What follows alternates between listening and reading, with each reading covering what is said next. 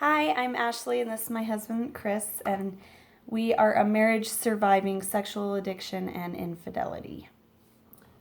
So, as my wife said, um, she had just discovered that not only was I still into pornography, but that I had committed multiple affairs. Um, and so, in this video, we're going to talk about some of the emotions that we felt as everything kind of came to the surface, as the truth started to come out. Um, Starting with myself, when she first confronted me, the addict in me, that survival instinct of the addict was to lie, um, kind of pretend as if it wasn't what she had seen, and in a sense, kind of make her feel like she was crazy for even thinking any of those things. And it was very slowly that it just kind of started, more and more started to come out, and it eventually, kind of like a dam that bursts, that I just started to kind of let the truth come out. The truth of not only had I been struggling with pornography, but what had occurred with other women.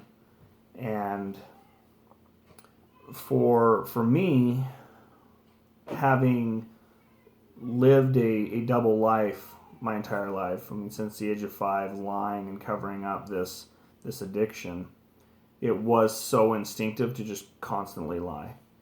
And finally starting to tell the truth, even though it didn't all come out at once, even though it took some time, uh, it became very freeing, very liberating, as if this big, huge burden had been lifted from me.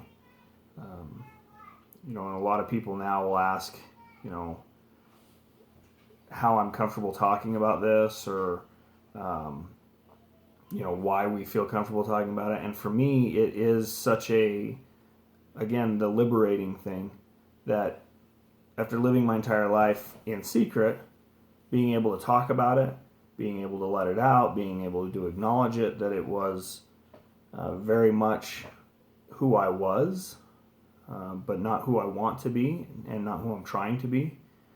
And for me, that emotion of that weight, that burden of living a lie, of conducting myself in a horrible manner when I'm away from Ashley, was such a relief. But unfortunately, I think for me, that's just the relief for me, and feel it like lifting that weight off my shoulders, but probably casting it upon Ashley, um, and throwing it upon her. And I felt crushed, obviously. This is a story that we have told a lot. So I actually, now when I talk about it and everything, it's I don't want to say easy, because this is not an easy topic, and it's absolutely horrendous, and it was the absolute worst, darkest time of my life. But it's become so natural to talk about it because of how many times we have discussed it with people, that I no longer am like, crying through the whole thing and everything. I've become a little bit numb to it, a little bit. Um, but I was heartbroken, and I spent many nights in like the fetal position thinking, "Oh my goodness, I'm pretty sure you can die from a broken heart," because I was suffocating. I felt so alone. I felt so devastated, and it was just all of these overwhelming decisions that started to face us. Like, are we going to make it? What marriage can make it through this? And I started researching like crazy to try and find a marriage that had a happy ending. And to be honest, it's really hard. It's really hard to find a marriage that makes it through this, that can conquer it. And so I didn't I didn't get much encouragement from that. I started researching like crazy. We were in 8 different programs at one point to save our marriage.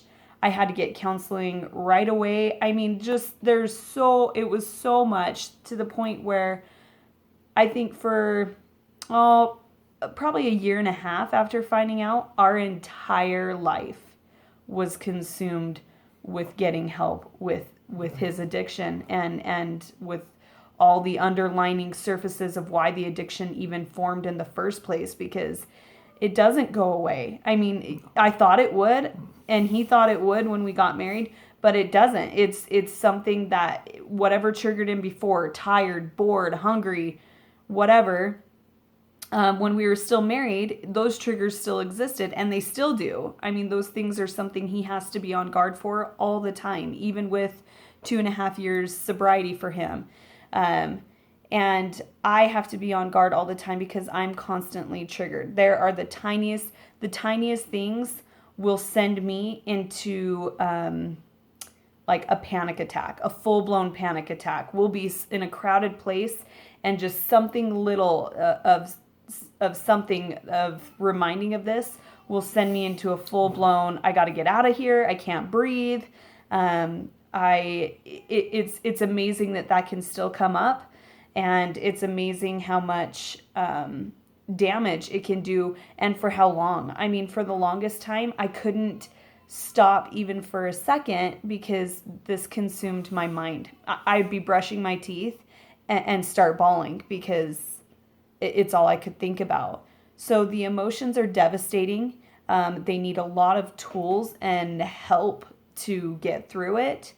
And there's just so much more, which is why I think that our next video will cover the roller coaster, because the biggest thing that was really hard for us was how can we have such a fantastic moment, and then even if it was like 10 minutes later, the next day, whatever it was, how it could go crashing down to the point where our everything was just insane. So we'll cover roller coaster next. And thank you. And if anybody has any suggestions or questions or anything like that, please, by all means, we'll do our best to ask how we handled it. So thank you.